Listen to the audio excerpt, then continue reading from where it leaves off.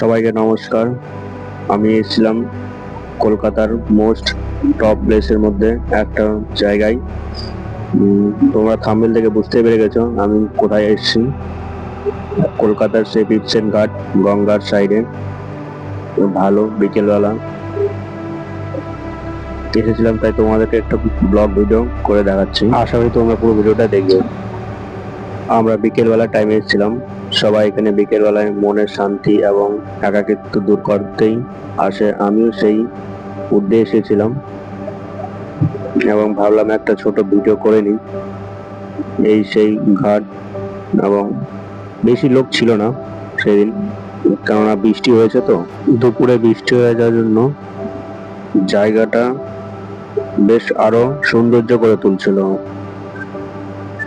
দেখতেই পাচ্ছ, এখানে না আসলে এর মজাটা নিতেই পারবে না।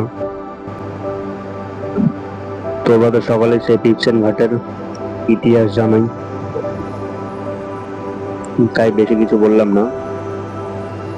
ফাঁকা মাত্র কয়েকজন ছিল, কিন্তু ভিউটা দেখো কি সুন্দর। মনে হচ্ছে এখানেই পুরো বিকেলটা কাটিয়ে দিই, কিন্তু একটা কাজের জন্য এসেছিলাম, তাই বেশিক্ষণ থাকতে পারিনি। তাই তোমাদের একটা ছোট ভিডিও করে দেখাচ্ছি। আর একটা কথা বলে দিই তোমাদেরকে, এইখানে ঘুরতে আসলে কোনো রকম টিকিট কাটতে হয় না। এখানে এমনিতে এন্ট্রি করতে হয়, এখানে কোনো টাকা পয়সার প্রয়োজন হয় না। তোমরা যদি আসতে চাও আসতে পারো বিকেলবেলা করে। তোমাদেরকে রোড সাইড থেকে দেখাচ্ছি, এবং তোমরা যারা রোড দিয়ে আসবে তাদের জন্য আবার উল্টো দিকে ভিডিওটা করলাম। ঢোকার রাস্তাটা ঠিক এইভাবেই এন্ট্রি করতে হবে, প্রবেশের রাস্তাটা। এরা কয়েকজন করে করে বেরিয়ে চলে যাচ্ছে। এখান থেকে জায়গাটা দেখো, একদম ওয়াও, কি আর বলবো। এখানে না আসলে বোঝাই যাবে না। জায়গা গেলে একটা আলাদা রকম শান্তি। এখানে সবাই ঘুরতেই আসে এবং টাইম পাস করতেই আসে। এখানে আসলে পাখির ডাক শুনে পুরো মন ভরে যায়। পাখি, এখানে নানা রকমের পাখি এবং তাদের আওয়াজ, তাই তোমাদেরকে পুরো ইয়েটা ঘুরে দেখাচ্ছি। দেখো কিছু দোকানপাট রয়েছে এখানে, বাচ্চাদের খেলনা।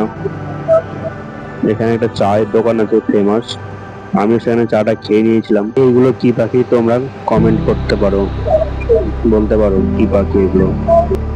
আমার মোটামুটি দেখা কমপ্লিট হয়ে গেছিল। এবার তোমাদেরকে গঙ্গার ঘাটটা এবং বিপসেন ঘাটটা দেখাবো তোমাদেরকে। তার জন্য এটা দিয়ে সোজা রাস্তা ধরে হেঁটে চলে আসলাম। দেখতেই পাচ্ছ বিপসেন ঘাটের সেই রেলওয়ে স্টেশন। যারা ট্রেনে করে আসবে তারা এখানে নামতে পারবে। আমি ট্রেনে এসেছিলাম। এই সেই স্টেশন, রেলওয়ে স্টেশন।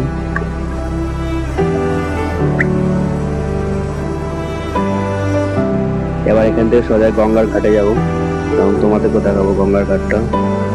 এই সেই জায়গা, এখানে কত নয় জানি হাজারো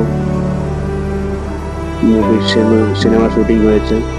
জায়গাটা দেখে বুঝতে পারছো।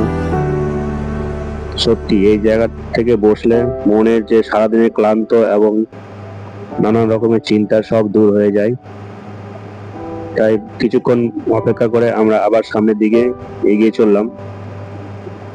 সামনে বোট বা ছোট নৌকা, ডিঙ্গি নৌকা রাইড করার উদ্দেশ্যে।